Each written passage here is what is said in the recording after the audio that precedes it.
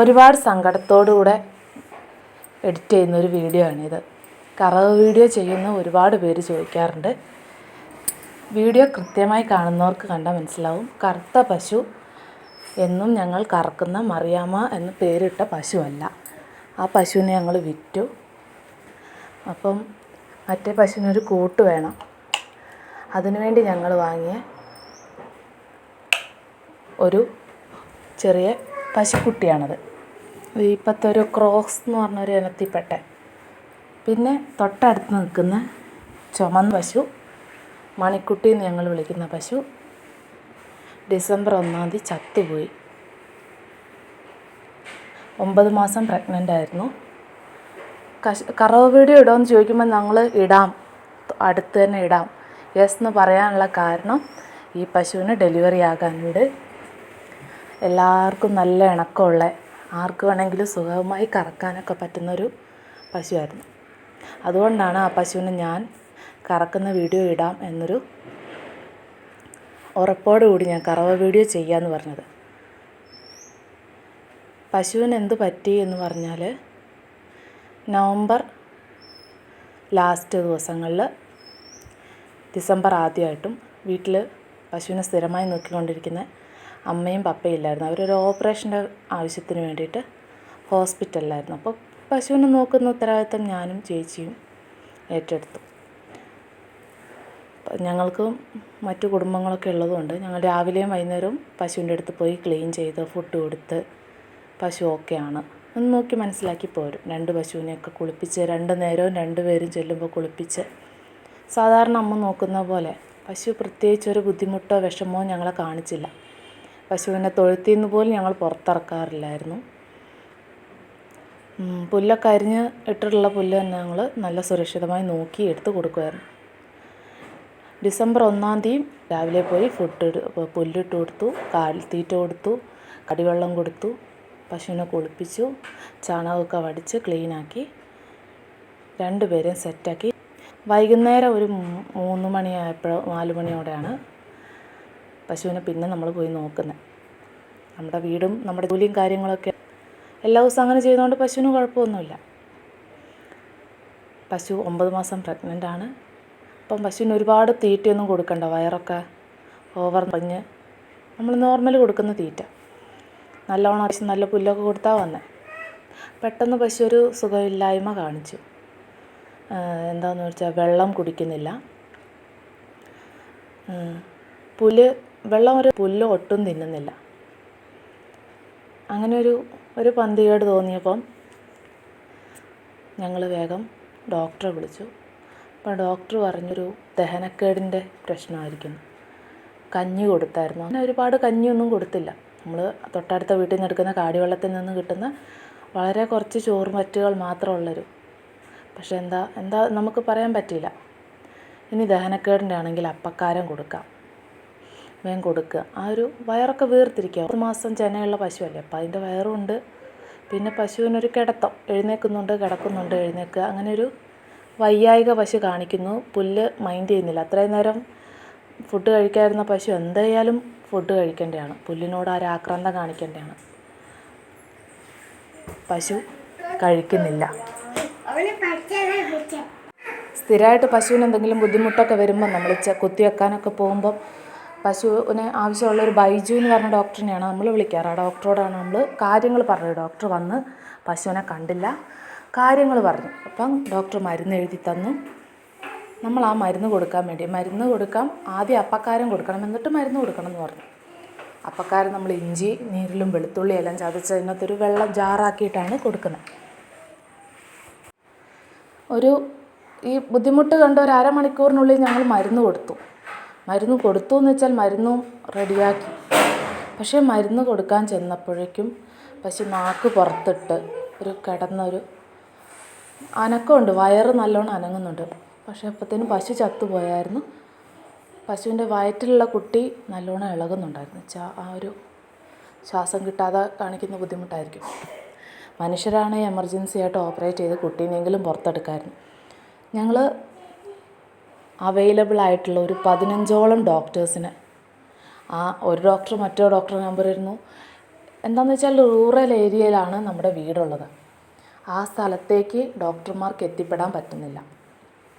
ഡോക്ടർമാർ 10, 35, 40 കിലോമീറ്റർ അകലെ നിന്നാണ്. ഞങ്ങളിവിടെയാണ്. ഞങ്ങൾ ഇവിടുന്ന് വന്നിട്ട് എന്ത് ചെയ്യാനാണ്? ഞങ്ങൾ വന്നിട്ടൊന്നും ചെയ്യാനില്ല. എമർജൻസി നമ്പറുണ്ട്, 1962 അങ്ങനെ ഏതാണ്ട് ഒരു നമ്പർ. ആ നമ്പറിൽ വിളിച്ചു. ഭയങ്കര പോസിറ്റീവായിരുന്നു ആ ഒരു കോള് ഞങ്ങൾക്ക്. മൊബൈൽ ആംബുലൻസ് ഇപ്പോൾ വിടും, നിങ്ങൾക്ക് അതിനൊരു പേയ്മെൻറ്റ് 400 രൂപ കൊടുക്കണം, ഡോക്ടർ ഉണ്ടാവും, 1 മിനിറ്റ് വെയിറ്റ് ചെയ്യുമെന്ന് പറഞ്ഞു. ആ കോള് കണക്ട് ചെയ്ത് ഇങ്ങോട്ട് കൊടുവള്ളി ബ്ലോക്കിൽ മൊത്തത്തിലുള്ള ഒരു ഡോക്ടറാണ്, നൈറ്റ് ഡോക്ടറാണ് വരാൻ പോകുന്നത്. വൈകുന്നേരം ഒരു 6-6:30 സമയം ഏകദേശം. ആ ഡോക്ടർ അന്ന് ലീവാണ്. അപ്പം ആ ഒരു ഓപ്ഷൻ ഇല്ല. ഒരു സെക്കൻഡ് കൊണ്ട് തന്നെ ആ പ്രതീക്ഷ നഷ്ടപ്പെട്ടു ഞങ്ങൾക്ക്.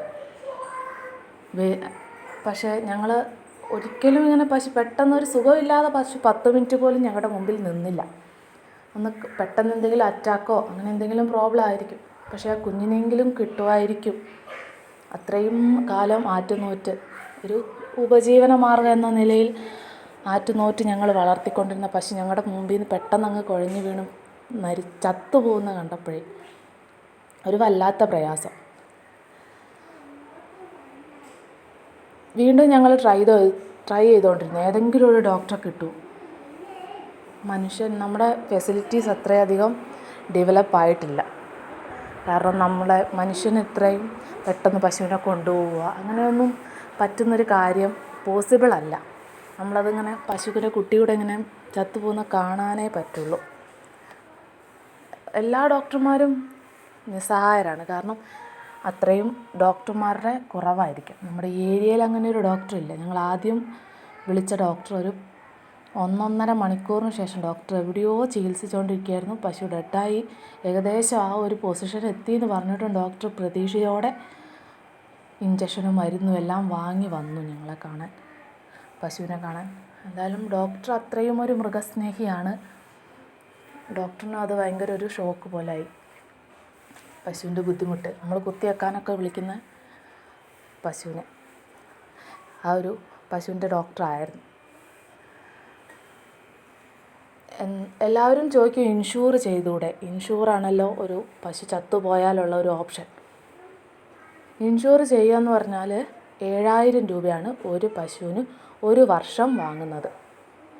ഈ 7000 രൂപ പശുവിനെ കറവയുള്ള നല്ല കറവയുള്ള പശുവാണെങ്കിൽ കറന്ന് അതിൻ്റെ കാലിത്തീറ്റ, യാത്രാ ചെലവ്, മറ്റ് തീറ്റകൾ, പൊടി, കുത്തിവെപ്പിൻ്റെ ചിലവ്, അസുഖം വന്നാലുള്ള ചിലവ്, പിന്നെ നമ്മുടെ ഒരു കർഷകൻ്റെ ഒരു കൂലി, അതും കിട്ടിക്കഴിഞ്ഞിട്ട് 7000 രൂപയായിട്ട് മാറ്റിവെക്കാനില്ല എന്നതാണ് വാസ്തവം.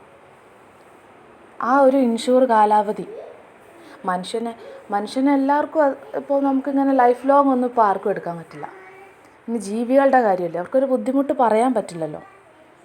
എൻ്റെ ഒരു ഗവൺമെൻറ്റിനോടുള്ളൊരാവശ്യം എന്ന് തന്നെ പറയാം, ഒരു 3 വർഷത്തേക്കെങ്കിലും ഒരു ഇൻഷൂറിന് കാലാവധി കൊടുക്കണം മൃഗങ്ങൾക്ക്. ഇതും ഇങ്ങനെ ആയുസ്സുള്ള മൃഗങ്ങൾക്ക്. നമ്മൾ